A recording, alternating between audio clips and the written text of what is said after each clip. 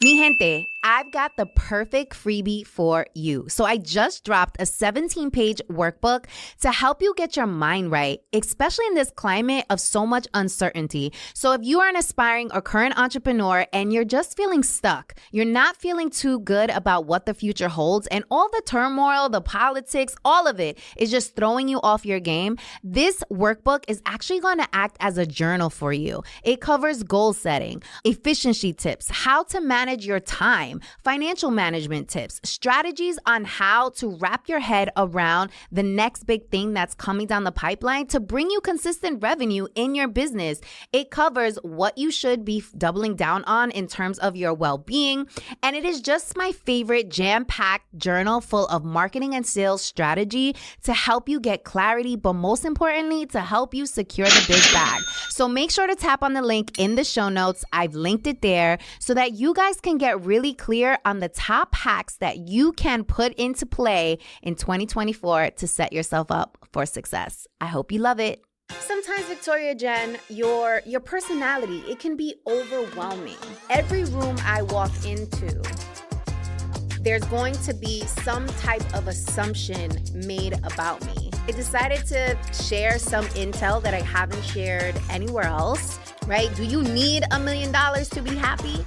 The only person that got you at the end of the day is you. But most importantly, I don't want to forget, we have so many things going on in our lives that it's really easy to forget about the journey and forget about the lessons that got us here. Can any of you relate to that? What's up, mi gente? Welcome back to Banking on Cultura. I am your host, Victoria Jenn Rodriguez, and today is going to be a solo episode because I actually had a guest cancel on me. And in true entrepreneur form, you gotta figure it out, right? And my studio wouldn't let me cancel because it literally was same day. So I said, you know what? Let's come in here and do some solo episodes because I love connecting with you guys. You know, a big goal of this podcast is not only to introduce you to amazing Latinos who are killing it in the game, people of color who are betting on themselves every single day, who are doing it scared. I want you to also get to know more about me, more about my story, and also share my lessons learned, right? So I'm actually very appreciative that my guest canceled on me today because it allows me to connect with you guys and tell you a little bit more about me, but also just share some things that I've been going through as an entrepreneur and also be really vulnerable in those shares. You know, a lot of people talk about their stories and it's usually beefs up the wins and the glam and the glitz and, oh yes, I'm fabulous, I do this, I do that. But I really like to talk about the failures. I really like to talk about the fear and how we were able to manage through that fear and just kind of take off the mask a little bit. So I hope with these solo episodes that message comes through. And I would really love your feedback after tuning into today's episode. If I should do more solo episodes, is this a vibe for you? Are you appreciating this content? Because then I'll continue to do more, right? Because we're here to serve you guys. So I decided as I was on the train coming here today, I was like, okay, well, what am I going to talk about? Because there's so many ways I can go here, but I decided to share some intel that I haven't shared anywhere else. And because you are our Banking on Cultura familia, I decided to share it here first. So I've been thinking about writing a book for quite some time. I actually have my notes open on my phone because what I do, and maybe this is a tip that you guys can use, because I've been thinking about this book, but I haven't actually sat down to write it. What I've been doing is I've been keeping in my notes app on my phone stories, right? Things that have happened to me on my journey. I've even broke it down into chapters. I have some possible titles here because I don't want to forget, right? Because once I do sit my ass down to write this book, I want to be able to have some type of template to pull from. But most importantly, I don't want to forget. We have so many things going on in our lives that it's really easy to forget about the journey and forget about the lessons that got us here. And so I hope this is helpful to you if you have a book in you or you're in the process of writing a new book or whatever it is. Notes app is your bestie, okay? My Notes app has all my thoughts and all my shenanigans is in my Notes app. So I'm going to talk about some subjects that I want to include in this book. And hopefully they land with you. And they're going to be kind of like mini story shares. So I'm going to hop around a little bit because I want to talk about the ones that really had a huge impact on me and molded me into the woman that I am today, and also have really pushed me and challenged me to think about, what is it that I truly want? What is the type of life that I want to live? And what really makes me happy? So let's start with story number 1, shall we? So the first story I want to share with you is when I was in college, I wanted to start in financial services. And the only reason why I wanted to start in financial services was because I knew you could make money. That's basically the only reason. Growing up in New York City, Wall Street, I got introduced to Wall Street at a really early age, and I just knew, like, you know what? Okay, well, this is my ticket. If I want to make money, I want to start out in financial services.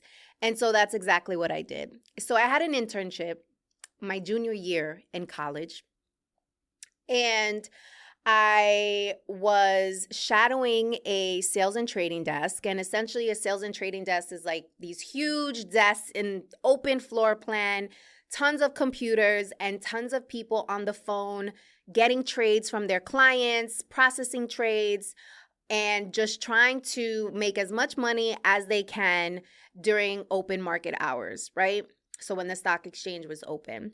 And I remember I had my first internship at Lehman Brothers. Lehman Brothers is no longer around, unfortunately, but it was one of the best experiences of my life. So I'm in this internship, and listen, you could not tell me nothing, okay? I'm the youngest Latina on the floor. I've got my Brooks Brothers suit because I had a hookup at Brooks Brothers because my boy worked at Brooks Brothers. So I was always fresh to death. I used to rock my Tiffany earrings. Like, I looked the part, okay? But I also looked like I didn't belong, right? Because mainly the people on the sales and trading desk were white men, right? Weren't a lot of women that looked like me. They weren't really women at all. And on top of that, there really weren't any Latinas whatsoever. So my mentor at the time introduced me to one of the brokers on the sales and trading desk, and he was like, and she suggested that for the day I shadow him on the desk. So I was hyped because I had never seen anything like that before.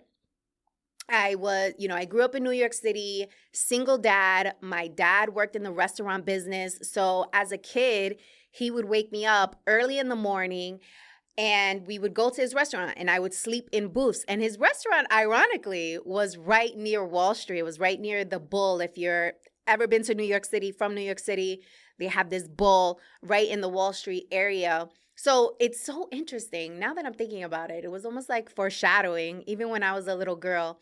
But my point of sharing this is I never was exposed to a trading desk before. I had no idea what to expect, what it looked like.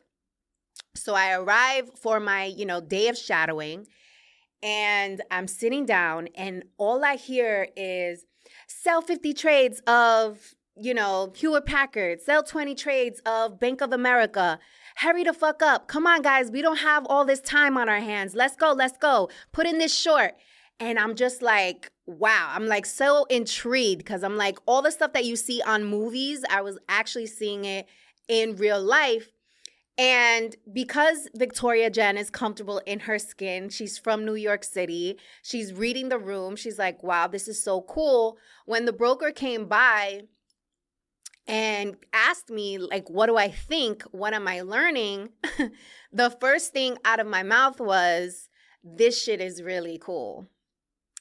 And we went on to talk, and he continued to educate me about it.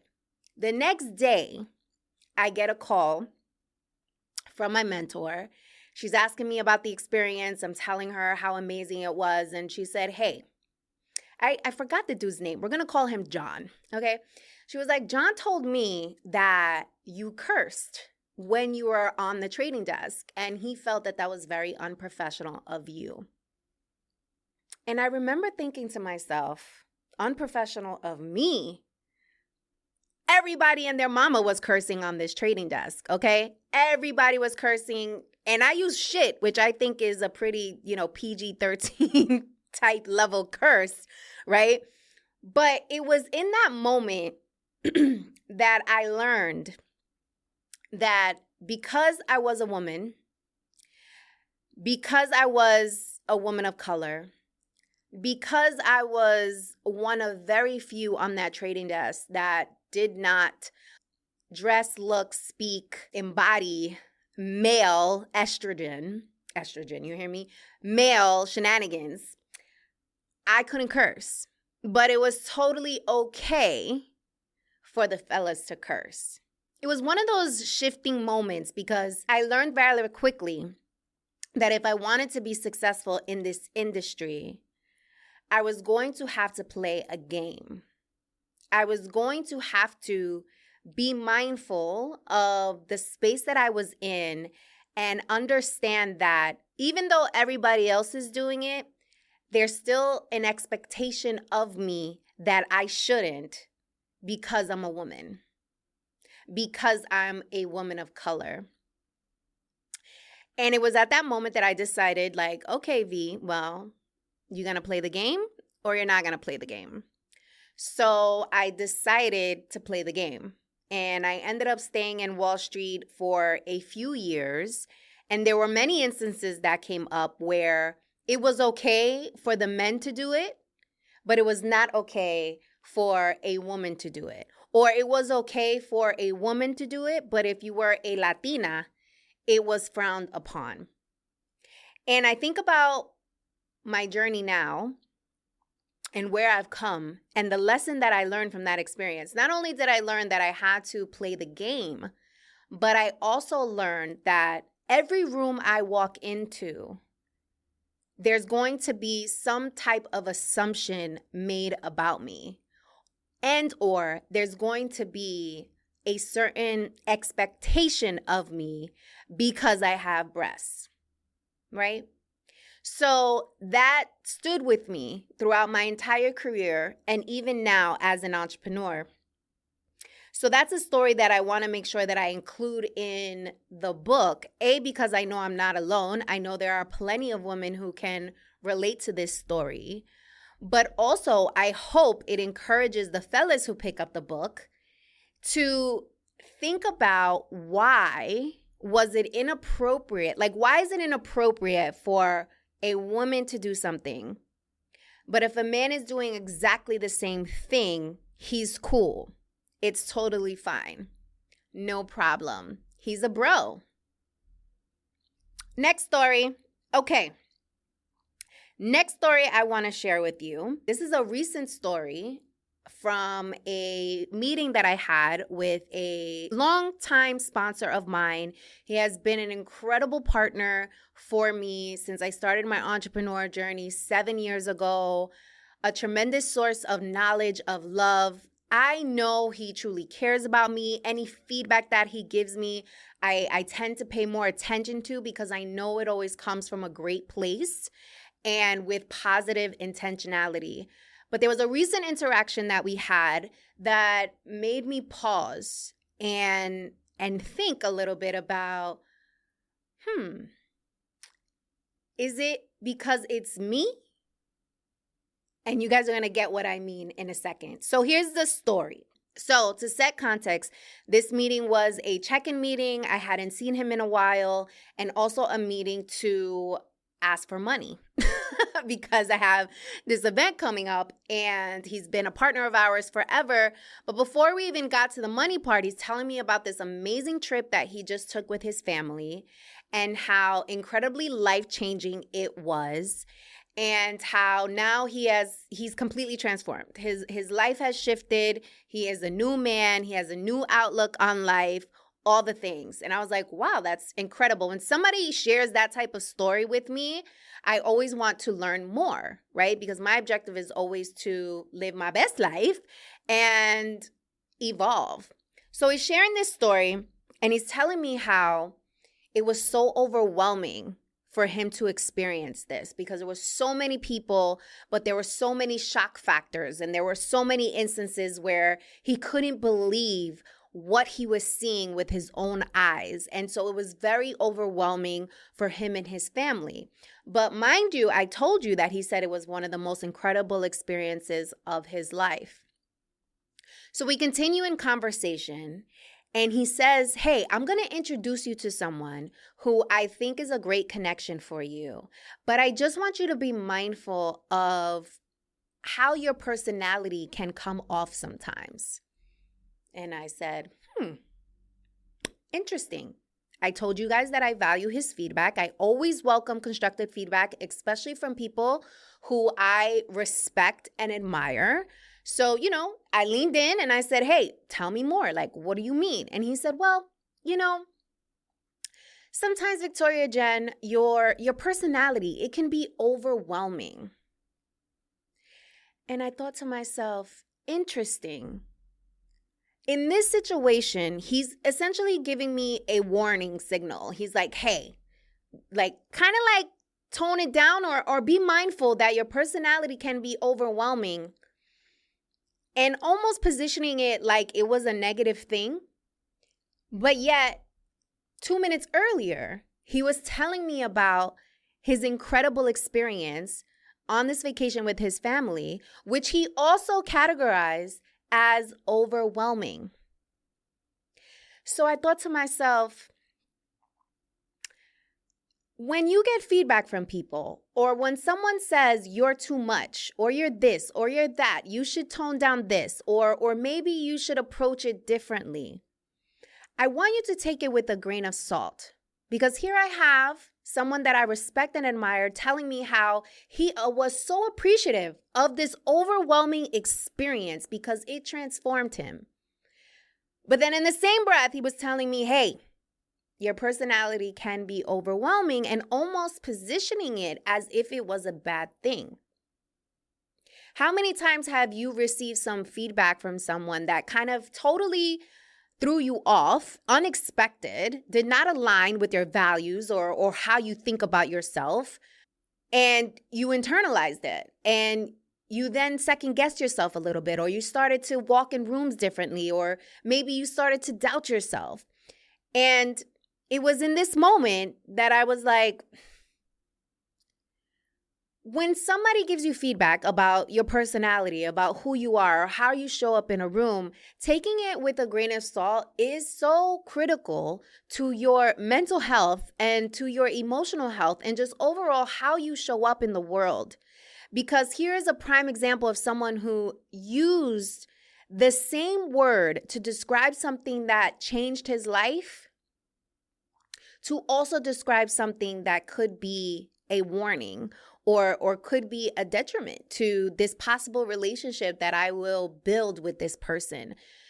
So the key takeaway here is, if someone ever tells you who you are and why you are and doesn't align with how you feel, just think about first the messenger, right? Super key and important, who the message is coming from.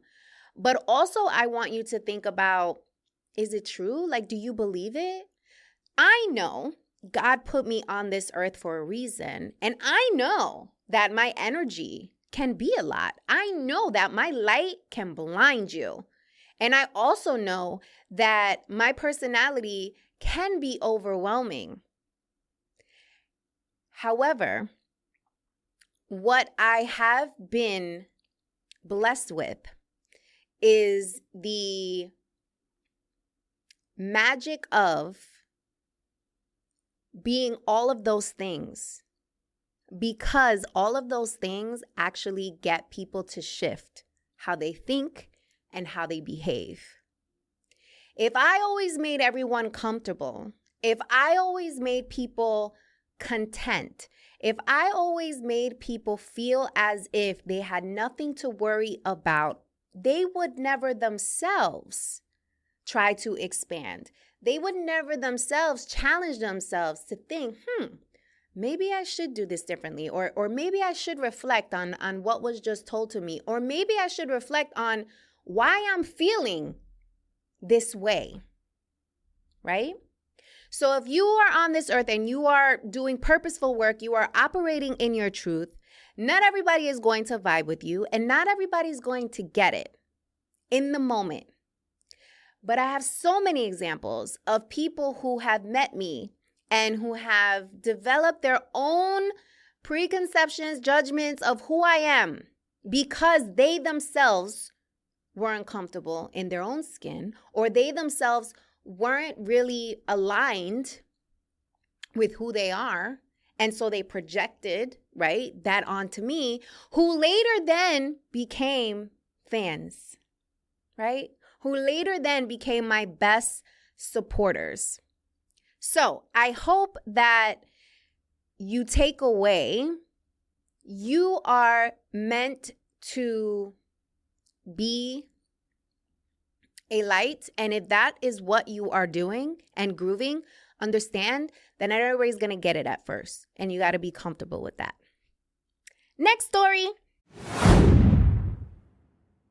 We interrupt our program to bring you this important message. Ooh, this is really good. You should know about this. So I don't know about you, but I've been known to procrastinate, especially when things scare the hell out of me. The fear alone would have me stuck, overwhelmed, confused, and all types of self-doubt. And don't even get me started on the imposter syndrome. Okay.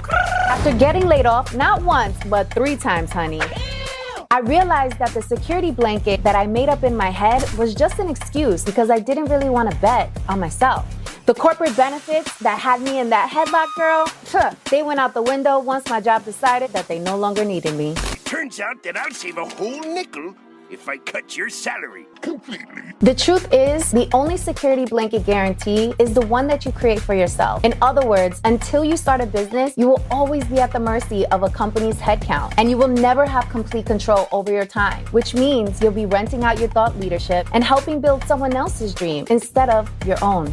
If you've been waiting for a sign, this is it. Don't you think it's time you stop playing small and tap all the way into your power, sis? Click on the link to learn my 3-step process, the exact 3 steps that I took to make the transition from corporate to entrepreneurship. And this is helpful even if you don't know what type of business to start and have only one source of income. And this is absolutely free. It is my gift to you. I want you to win. It's winning season. In fact, what's that? It smells like winning season. Okay, so tap in and I'll see you inside the training.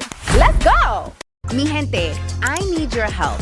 Look, the real game behind podcasts is we need to really understand our demo, aka you, our audience, so that when we go out to sponsors who help us put on this amazing show and deliver this content to you, that they can clearly understand who we serve and what is significant to you and what you value. And the only way for us to get that information is for you to give it to us. So we just created this survey. I'll put it in the show notes. It will take you less than 3 minutes, literally, but it will be so helpful for us to get a better understanding of what it is that you care about, what's important to you, what do you value, so that when we're out in these streets trying to secure the big bag and get sponsors for this show, they know exactly who our audience is and what you care about. So we can bring you the best products, we can bring you the best organizations that are out here serving the cultura, the community, you. So please take a moment and fill out the survey. I'll link it in the show notes. Appreciate you. This is an interesting one. So I actually have been going back and forth of whether or not to make this an actual chapter title or to fit this into another chapter. So I'm literally thinking this out loud with you guys because I think another cool part of banking on Cultura and what I want to make sure comes through is just understanding the thought process of how things come to life and how ideas become reality. So I'm giving you kind of some inside scoop here. So one of the things I want to include in this book is how I'm stuck between wanting to be wanting to make millions and not wanting those type of headaches. Can any of you relate to that? I'm around a lot of people who are wealthy, who have made a name for themselves, who live incredibly fabulous lives from the outside. They live in a bomb-ass house. They drive amazing cars. They're always taking trips with their family. You would think they were living la vida buena. Because these folks are in my network and they trust me, they share things with me about their lives that really make me question whether or not I actually want to be a multimillionaire. Like, is that something that I want? Because with that comes a lot of responsibility, right? A lot of responsibility, a lot of headaches, a lot of sacrifices, because these people are working, okay? It's not like that money's coming to them easily. You know, they're busting their ass to make this money. And once they've achieved a certain level, they also have now created this lifestyle, right, centered around this money that they now need to maintain. Because let me tell you something, one thing that's going to kill your ego and pride is you having to dial back from something that you work so hard to build up. Okay?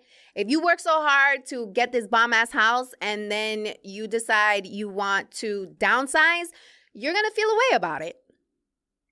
So now you have these situations where people have bust their ass, they've accumulated this wealth, and now they have this lifestyle that they just can't get away with. Which brings me to another fun story. When I was working on Wall Street, I used to drive sometimes into the office, and I used to drive, what did I have at that time? I think I had like did I have a Nissan Altima or was it an Infiniti? I can't remember. But I used to drive up in the parking lot, and I used to park where all, you know, the sales and traders would park, where the CEO would park, people on the executive team. So they would come in with their fly-ass cars. And I remember one day, it's so crazy that things happen into your life and they literally shape you into who you are. I'm just thinking about this now, since I'm sharing this million story with you. I remember walking out with one of the brokers, and I said to him, I said, "Are you happy?" I was what, 22 years old, straight out of college, because actually that internship that I had at Lehman Brothers, they ended up extending me a full-time offer, even though that broker tried to hate on me and told me I was unprofessional for cursing on the trading floor. But anywho, so I was like 22 years old, just out of college, and I asked the broker, like, "Hey, are you happy?" And I'll never forget what he said to me. He turned around and he said, "I'm not. But I've managed to create a life for me and my family where there's no turning back now. So I just have to stick it out." And I was like, wow. I continued to walk with him. And I remember in that moment feeling so lucky that I wasn't stuck in a job that I didn't want to do just because I've accumulated this money and this lifestyle that now I have no other choice but to stick it out, right? And to do this thing that I know that I am not happy. I'm not happy, but I have to do it because now I have all these responsibilities that I've incurred as a result of making all this money. So this was when I was 22 years old, when I was first introduced to the most wealth I had ever been introduced to before. Because I was working on Wall Street, I would manage accounts that were like $50 million, $100 million. And this was people's play money, right? My first introduction. So even back then, it was almost like God was signaling something to me like, V, pay attention. Yes, you're around all this money and you're getting invited to the yachts. You're sitting courtside seats. You're doing all the fabulous things. But remember the world that you are in and really think about, is that what you want? Like, is that what you want to do? Do you really want a life where you have to continue to do things that no longer serve you or fulfill you just because you're making all this money? So the chapter or part of a chapter where I'm going to speak about being stuck between wanting to make the millions, but not wanting those headaches is really about encouraging myself and also all of you to just take a hot minute, sit your ass down, and really think about what is it that makes you happy truly? And what is it that you need versus what is it that you want? Like, what is that number? Right? Do you need $1 million to be happy? Do you need $500,000 to be happy? Do you need to make $250 a year to be happy? Is it just 6 figures? Right? Like, what do you need to actually be happy? And sit with that for a second and really think about that, because I believe that should serve as your compass, right? Not what you see on social media, not even what you hear on Banking on Cultura, right? Because we have super successful people who come on this show, right? Money-wise, right? Looking from the outside in, which brings me to the next question I want you to ask yourself is, how do you define success? What does success mean to you? Is success, the 50 acres? Is success you having the membership at the golf club? Is success you being able to hop on a flight whenever you want? Is success you being able to manage your own time? Is success you being able to take a self-care day whenever you want? What does success mean to you? And writing it down. Taking the time to write it down and reflect and think on that for a second, because so many folks out here are gone with the wind fabulous. They're following other people's trajectory. They're following other people's rules. They are looking at what is visually appealing because they don't have the background story, right? They don't have the background story. So they're just looking at the highlights. And they are envious, right? And they're feeling like, wow, why not me? Why is that not me? Not knowing that that person you are aspiring to be might just got diagnosed with cancer and has 6 months to live. Would you still want to be that person? Or maybe you're looking at somebody who has, I don't know, a family. And from the outside, they've got the pictures that they take around Christmas with the matching pajamas, and they look so happy. But behind the scenes, they haven't been intimate for 5 years. Is that what you want? All of us have to challenge ourselves to think for ourselves. Challenge ourselves to think for ourselves. Once you do, life will become more fruitful. Life will become you will be more happy and at peace because you truly are content with who you are. And you're happy with who you are. And you're happy with where you are in your life because you're not comparing it to anybody else, because you've done the work to define what makes you happy, what does success mean for you, and what do you really need versus what you want. Woo! I hope you are feeling this, because I'm feeling the spirit in the room right now. So here's what I'm thinking about including in my book, y'all. I hope you are vibing with this, and I hope that this is something you're getting excited about, because I'm certainly excited because I haven't spoken about this publicly. I haven't really told people in my network that I've been keeping this note log, but I have, and every time I come across a story that shifts me, I just make sure to put it here on my notes so that I can read it out loud to myself and also make sure I don't forget, because there's so many moments that come up, and I know I'm not alone. You guys have so many moments in your lives that come up that are significant. So I'll share one more story. This is a funny one. Another mentor of mine, different industry, so outside of financial services, but someone that I also respect and admire. We were hanging out one day and we went to the strip club. And we actually did not go to the strip club. That is incorrect. We went to a casino.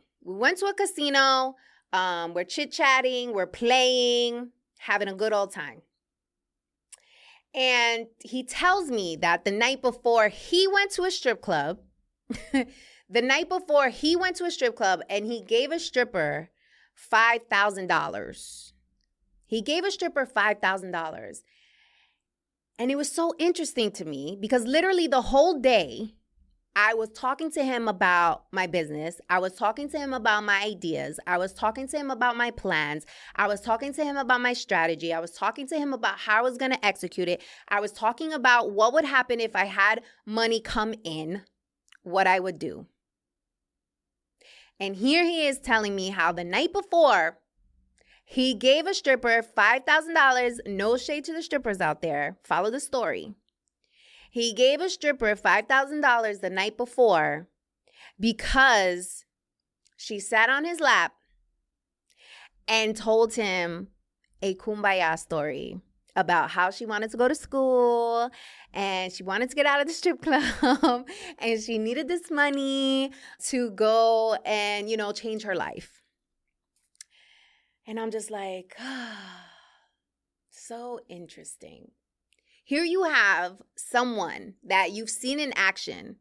I'm literally telling you my dreams. I'm not half naked though. That is a difference. But you know me, right? You know me. You know how hard I work. And did you offer to give me $5,000 so that I can build my business and change my life? No, you did not. But you gave the $5,000 to the stripper. And maybe that was on me for having certain expectations. Maybe I shouldn't have felt a way about it, but I did. And then what's also interesting is maybe a couple of months later, I was having a reunion, a celebration, a 5-year celebration for my business because I had just hit 5 years in business. And I invited him because he's a mentor. And he showed up. And he ended up paying for the whole bill, which was amazing. And I appreciate so much. But I couldn't help but think about first of all, let me make this clear. I'm not one to count anybody's pockets. I'm not one to tell anybody what they should do with their money. But it was just real interesting to me that happened. And the lesson that I got away from that was that, the people in your life who say that they support you, the people in your life who lend an ear, the people in your life who give you advice, the people in your life who make introductions for you, the people in your life that you consider of importance, be careful of the expectations you put on them, but also always remember, and this is a great way to end this episode, always remember that the only person that got you at the end of the day is you. The only person that got you at the end of the day is you. So instead of waiting for someone to give you something, instead of waiting for someone to give you permission, validation, money, whatever it is, if it's on your heart, do it. Because trust and believe, everybody comes to the parade when it's packed. And that concludes today's episode. Thank you so much for being here, guys. I hope you enjoyed this. Please, please, please give me your feedback in the comments. I would love to know if this landed with you, and really appreciate you guys. I love you, and I'll see you on the next episode. We interrupt our program to bring you this important message. Ooh, this is really good. You should know about this. So I don't know about you, but I've been known to procrastinate, especially when things scare the hell out of me. The fear alone would have me stuck, overwhelmed, confused, and all types of self-doubt. And don't even get me started on the imposter syndrome. Okay. After getting laid off, not once, but 3 times, honey, I realized that the security blanket that I made up in my head was just an excuse because I didn't really want to bet on myself. The corporate benefits that had me in that headlock, girl, they went out the window once my job decided that they no longer needed me. Turns out that I'll save a whole nickel if I cut your salary completely. The truth is, the only security blanket guarantee is the one that you create for yourself. In other words, until you start a business, you will always be at the mercy of a company's headcount, and you will never have complete control over your time, which means you'll be renting out your thought leadership and helping build someone else's dream instead of your own. If you've been waiting for a sign, this is it. Don't you think it's time you stop playing small and tap all the way into your power, sis? Click on the link to learn my 3-step process, the exact 3 steps that I took to make the transition from corporate to entrepreneurship. And this is helpful even if you don't know what type of business to start and have only one source of income. And this is absolutely free. It is my gift to you. I want you to win. It's winning season. In fact, what's that? It smells like winning season. Okay, so tap in and I'll see you inside the training. Let's go! Mi gente, I need your help. Look, the real game behind podcasts is we need to really understand our demo, aka you, our audience, so that when we go out to sponsors who help us put on this amazing show and deliver this content to you, that they can clearly understand who we serve and what is significant to you and what you value. And the only way for us to get that information is for you to give it to us. So we just created this survey. I'll put it in the show notes. It will take you less than 3 minutes, literally, but it will be so helpful for us to get a better understanding of what it is that you care about, what's important to you, what do you value, so that when we're out in these streets trying to secure the big bag and get sponsors for this show, they know exactly who our audience is and what you care about. So we can bring you the best products, we can bring you the best organizations that are out here serving the cultura, the community, you. So please take a moment and fill out the survey. I'll link it in the show notes. Appreciate you. Mi gente, did you enjoy this episode? Are you loving banking on Cultura? Make sure to subscribe and follow us. Our goal is to grow this community so that we can all embrace our Latinidad, secure the big bag, and never question our cultura ever again. Please also take a moment to leave us a review. I love reading your reviews. Let me know what you are thinking, what guests we should have on, and if there are any topics you would like me to cover. I appreciate you so much for being here. Te amo mucho, and I'll check you out in the next episode.